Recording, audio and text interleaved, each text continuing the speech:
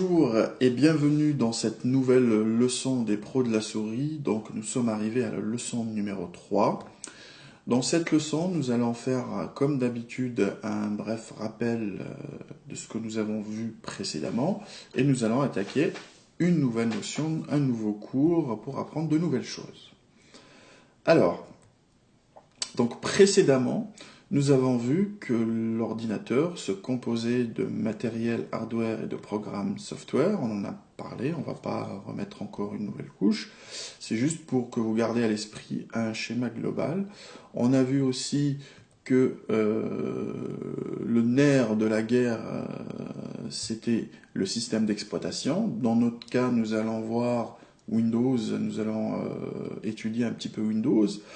Et donc l'utilisateur, au lieu d'aller lui-même directement manipuler les composants ou dialoguer avec les composants, que l'utilisateur passait par le système d'exploitation pour faire tous les traitements. Et le système d'exploitation après, quand le traitement s'en fait, retraduit tout ça pour que ce soit à la portée de l'utilisateur et à sa compréhension. Et là, on voit bien que l'utilisation de l'informatique, c'est utiliser le système d'exploitation, qui est l'interface qui se superpose ou qui s'interpose entre nous et la machine. Voilà, c'est comme pour conduire une voiture, l'interface entre l'homme et la voiture, c'est le volant, le levier de vitesse, les boutons, les freins, l'accélérateur, les pédales, tout ce qui s'ensuit, c'est une interface pour qu'on puisse agir sur l'environnement, notre environnement, ou sur une machine. En l'occurrence, là, on a la voiture, et là, on a l'ordinateur, donc le système d'exploitation fait un petit peu la même chose. Donc nous allons aussi attaquer ce cours. Maintenant, on utilise le système d'exploitation, mais pour faire quoi? On l'utilise pour manipuler des données. C'est-à-dire, on a des données, voilà, on a vu que l'informatique signifiait c'est le traitement automatique de l'information. Donc, on a des données, il faut qu'on les traite, il faut qu'on les modifie, qu'on les change. Alors, on a deux aspects, j'allais dire, de création et de modification dans l'ordinateur. On peut créer des données, on peut les ouvrir, les ouvrir, les exécuter, on peut les modifier, les supprimer, les annuler, on peut faire plein d'opérations. Et tout ça, ça fait partie de la manipulation des données. C'est ce qui fait la force de l'informatique. Alors, vous allez me dire, ces données, c'est quoi? Qu'est-ce que vous entendez dire par le mot données? Les données, en général, c'est des logiciels ou des programmes, c'est de la musique, du son, c'est des documents bureautiques, c'est des jeux, c'est des fichiers système, c'est des livres, c'est des vidéos, des films, c'est des images, des photos, etc., etc. Il y en a plein. Ici, j'ai fait le regroupement de quelques familles de données pour qu'on puisse un peu comprendre ce concept. Donc, par exemple, on va prendre images, photos. Images photo, on peut créer des images, on peut ouvrir ces images, on peut exécuter par exemple un diaporama qui affiche des images, on peut les modifier, on peut les supprimer, on peut les annuler nos modifications, on a fait une modification, on veut revenir en arrière, on peut. Donc tous ces traitements, on peut les faire sur toutes les familles de données qu'on voit ici. Très bien.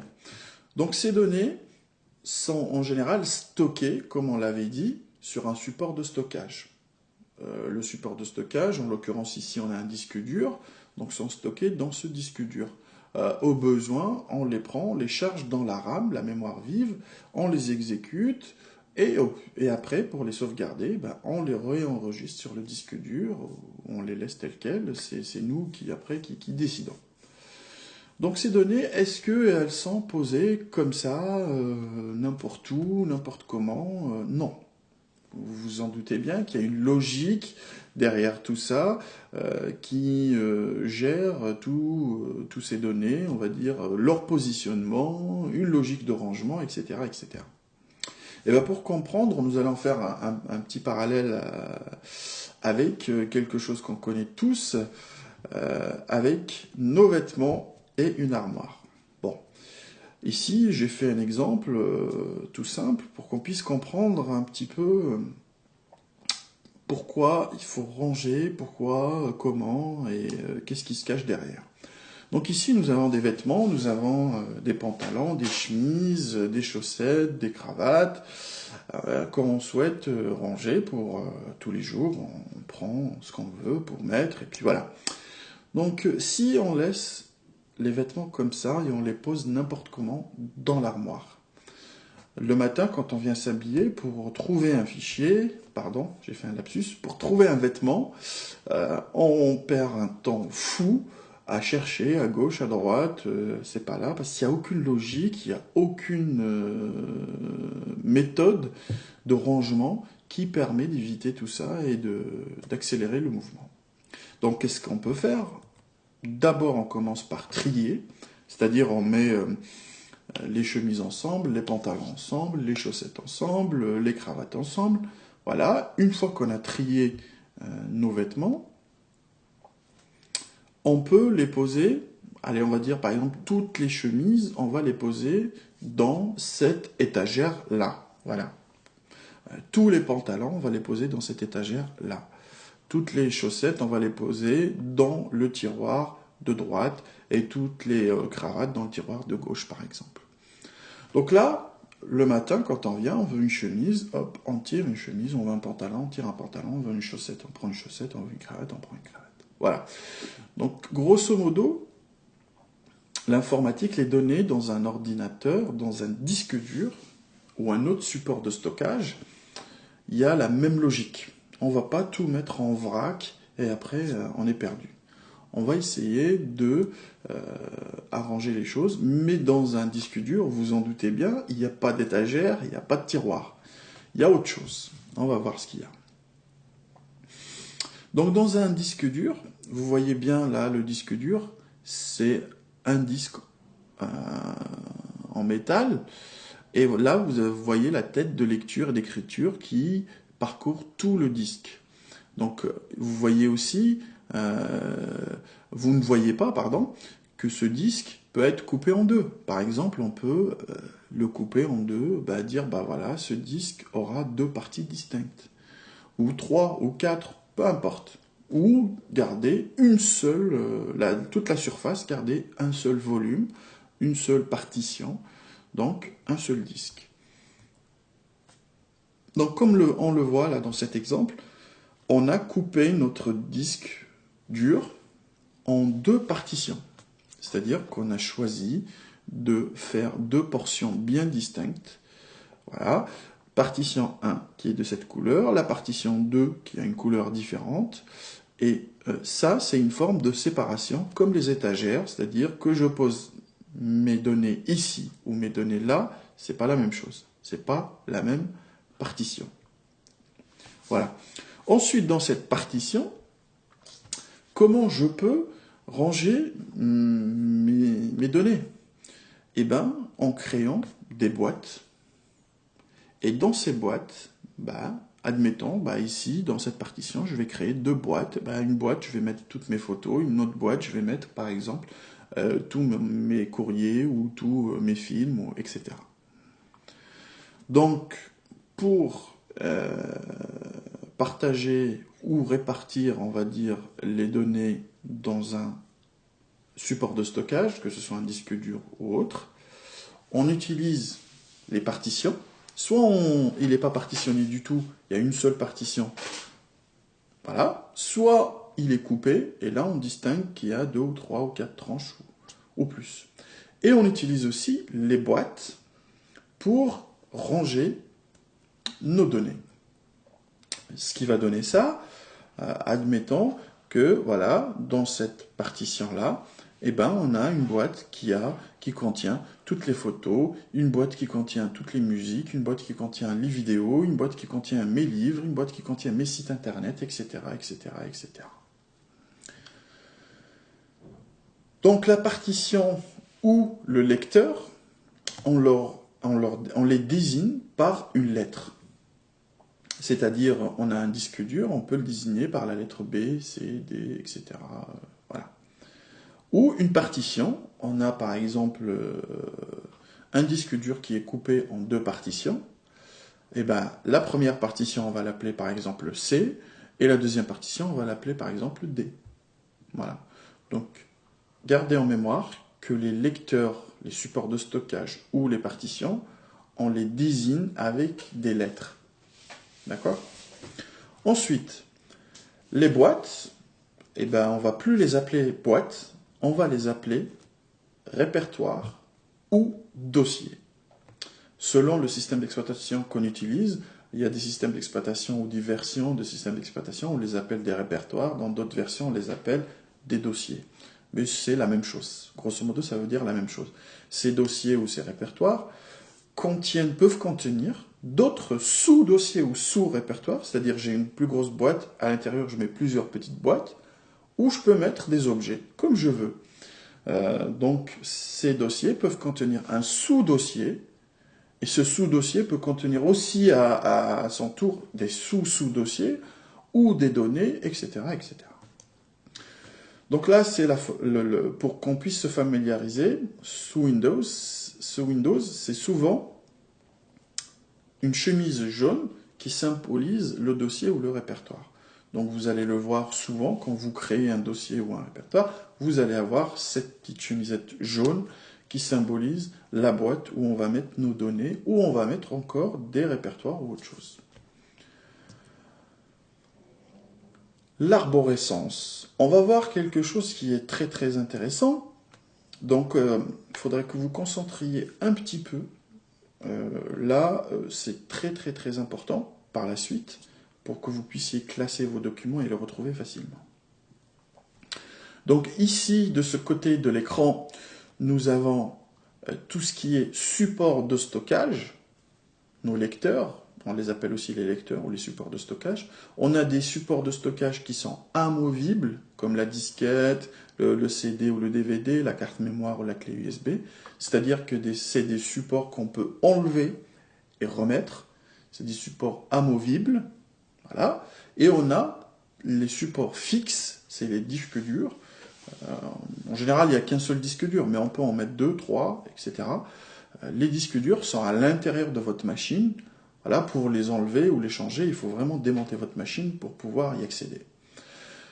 Donc ici, le lecteur de disquette, en général, on l'appelle A. Voilà.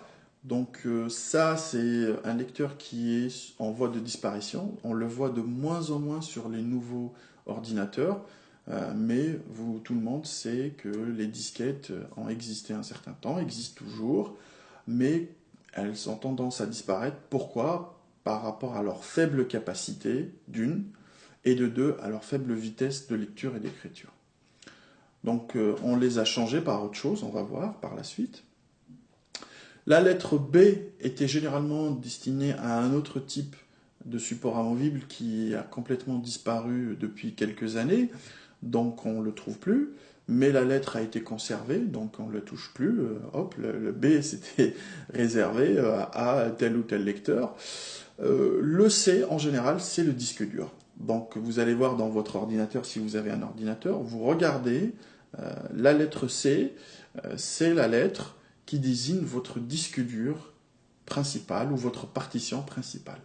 Si vous avez par exemple deux disques durs, comme dans la photo là, on a le disque dur C et le disque dur D. Voilà, donc on a deux disques durs. Ou s'il y a une partition dans le lecteur, là, dans le premier disque dur, ben, on a deux partitions C et D. Voilà. Le CD ou DVD, ou Blu-ray maintenant, il y a des nouveaux lecteurs qui lisent les Blu-ray, c'est format CD, hein, c'est comme le CD, mais avec beaucoup plus de volume à l'intérieur, et on l'utilise en général pour les films ou les jeux à grande capacité. Donc on a des supports optiques, lecteurs DVD-CD, avec les CD-DVD, et on leur attribue une lettre, comme les autres, et on continue, on a la carte mémoire, on a plusieurs formats de carte mémoire, donc aujourd'hui la majorité des appareils et des ordinateurs peuvent lire les cartes mémoire, donc ce qui a remplacé un petit peu le lecteur de disquette. Et aussi, nous avons les fameuses clés USB. Aujourd'hui, tout le monde a sa clé USB. Ça offre un bon compromis entre taille, parce que c'est une petite taille, et espace de stockage, parce qu'ils peuvent stocker énormément de choses. En général, une clé USB aujourd'hui d'1 giga équivaut à plusieurs disquettes. Donc, au lieu de se trimballer avec plusieurs piles de disquettes, on a une clé USB ou une petite carte mémoire et le tour est joué. Donc, nous, ce qui nous intéresse ici, c'est de retrouver cette photo qui s'appelle photo-10. Donc, c'est cette photo qui nous intéresse. Et nous allons faire le cheminement du lecteur jusqu'à la photo souhaitée. Donc on va commencer notre chemin. On démarre là dans la disquette A, il n'y a rien, c'est vide, donc on ne peut pas. Hop, on va démarrer dans le C. Le disque dur C, qui contient 3 dossiers. Vous les voyez bien là, les 3 dossiers. Le dossier 1, photo, le dossier photo, et le dossier 2. Donc ces 3 dossiers sont dans le disque dur C.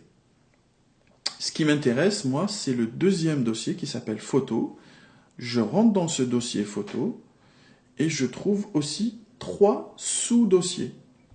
J'ai le sous-dossier anniversaire, le sous-dossier vacances 2010 et le sous-dossier vacances 2009. Bon, je rentre encore dans un sous-dossier qui s'appelle vacances 2010 et à l'intérieur, je vois qu'il y a plusieurs images, plusieurs données. Et ce qui m'intéresse, moi, c'est celle-ci, la photo-10.jpg. C'est celle-ci qui m'intéresse. Donc si je fais le chemin inverse, j'ai la photo-10.jpg, elle habite dans le dossier vacances 2010, et dossier vacances 2010, à son tour, habite dans le dossier photo, et le dossier photo habite dans le lecteur, le disque dur C. Donc là, on l'a représenté d'une manière graphique, on va l'écrire comme une phrase, et là, vous voyez, c'est photo, vacances 2010, photo-10.jpg. Donc là, on voit le nom, le sous-répertoire, le répertoire et le lecteur. Bon, donc ça, c'est comme votre adresse. Le pays, le département, la ville, la rue, le bâtiment, l'étage, le numéro de la porte. On arrive directement chez vous. Et bien cela, c'est exactement. Comme dans notre exemple aussi des vêtements, on sait quelle étagère, quelle armoire choisir. C'est l'armoire, celle-ci. Bon, admettons qu'on a plusieurs armoires dans la maison, on va choisir cette armoire. Je sais que dans cette armoire, dans cette étagère, dans cette partie ou dans ce tiroir, j'ai la chose que je désire. Voilà. Donc là, on fait le parallèle entre le graphique et la phrase écrite. Donc le C, ça désigne bien le lecteur, le disque dur.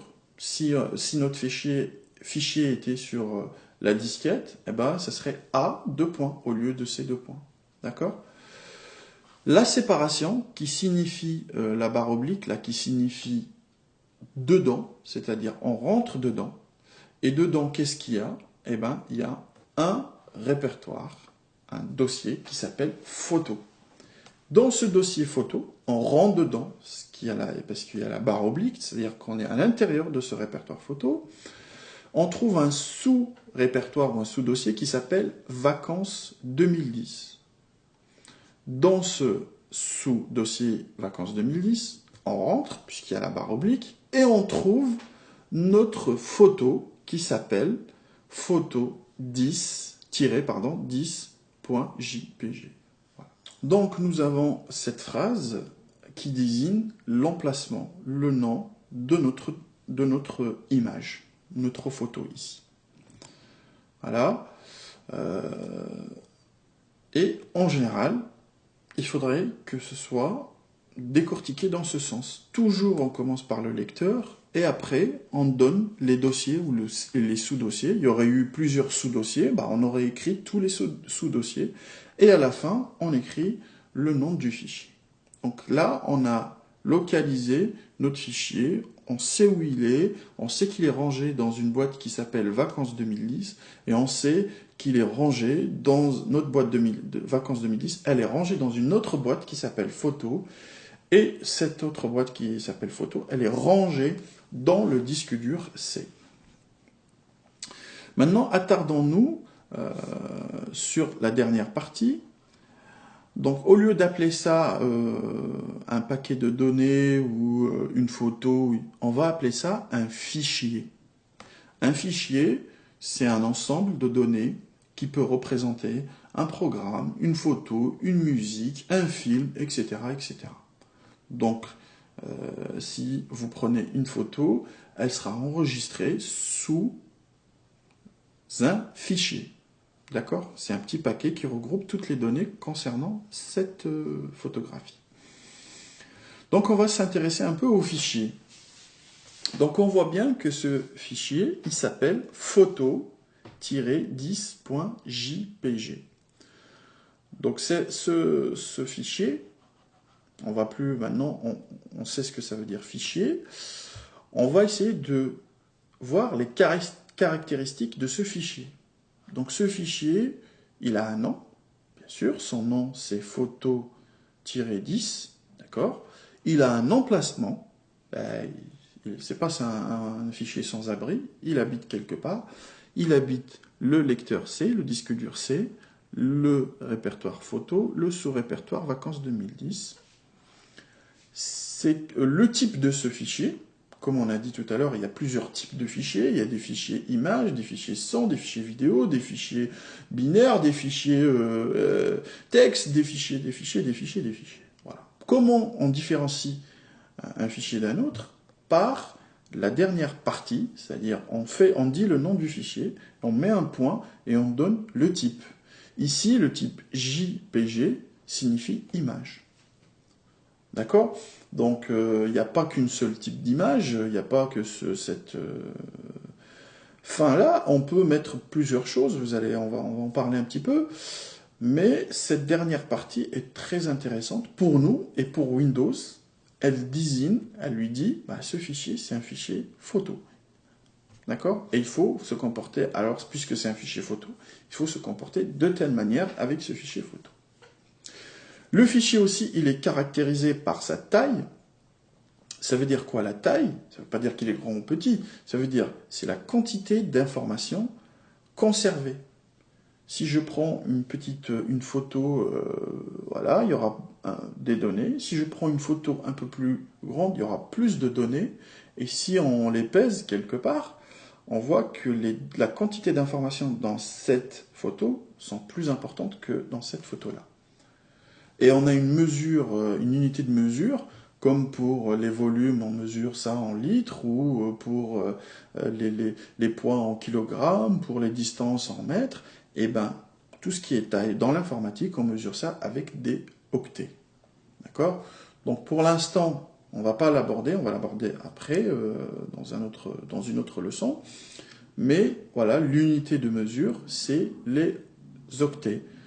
Et après, on a, comme dans on a les grammes, les kilogrammes, on a pareil, on a les octets, les kilo-octets, les mégas, les gigaoctets, etc., etc. Bon, ça c'était juste une petite parenthèse. Donc le fichier il est caractérisé par son nom, par son emplacement, par son type et par sa taille. D'accord? Donc le nom du fichier, on a vu, point quelque chose qui donne le type de ce fichier. Et bien, point quelque chose, on va l'appeler maintenant l'extension. C'est son extension. Donc l'extension, tout à l'heure, on a vu que c'était JPG, on a dit que c'était image, donc son extension, c'est JPG. Tous les noms des fichiers ont une extension à leur fin. D'accord? Donc le nom d'un côté, point, l'extension. Ce qui nous donne, par exemple, dans notre cas, on a vu les .jpg, .bmp, etc. Je donne juste un exemple avec une ou deux extensions pour juste comprendre hein, le principe, hein, parce qu'il y en a une multitude d'extensions, de fichiers. Je ne sais même pas si on pourra tous les évoquer ou non. Donc là, on donne deux exemples, par exemple JPEG et BMP. Donc on a deux extensions qui désignent des images, des fichiers, des photos, voilà, des images ou des photos.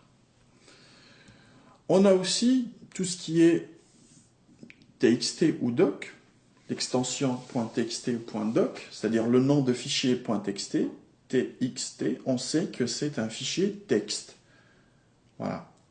C'est quelque chose où il y a de l'écriture. Doc aussi, c'est un document. Voilà. Tout ce qui est AVI, MPEG, WMV, etc., c'est des fichiers vidéo. C'est des fichiers qu'on peut visionner, c'est des vidéos.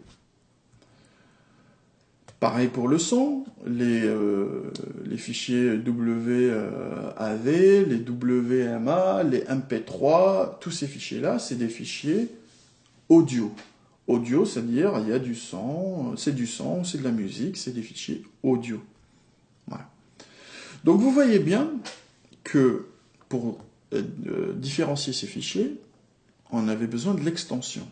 Et selon cette extension, le symbole de ces fichiers change. Vous voyez ici, il y a une note de musique qui symbolise que c'est un fichier audio. Ici, il y a une petite pellicule de film qui signifie que c'est une vidéo. Ici, on a du texte, voilà, on sait bien que c'est quelque chose d'écrit, et c'est un texte.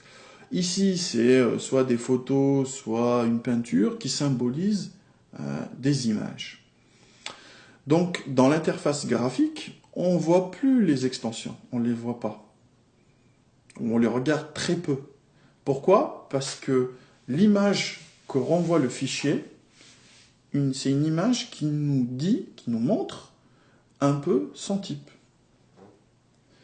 Et selon cette extension, le système d'exploitation, en l'occurrence puisqu'on parle de Windows, utilise tel ou tel programme pour, on a parlé au début, on a dit créer, manipuler, modifier, supprimer, annuler ces données. La manipulation de ces données, il faut qu'elle soit utilisée par un programme spécialisé.